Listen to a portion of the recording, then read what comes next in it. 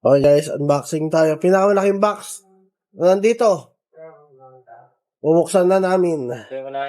Para makadaan-daan yung mga tao na. Sino kaya? Uy! Luffy! Gear second! Bakit sobrang laki? 1:1 ata ito eh. Shit! 1/3. Okay guys, gear second. Ito na, napakadaming usok. Ayan po si Luffy. Pinubuo na po namin, mga cute ni Luffy. Ano to, 1/3 scale. Ito na, kinakabit na yung ulo guys. Tuwad. Hindi, ganyan talaga, nakaano siya eh, nakayuko. Baka matumba. Nakasuntok to sana eh. Oh, nakasuntok sa lupa yan eh. Buti yata yung stand niya. Nilalagay na yung mga effects guys.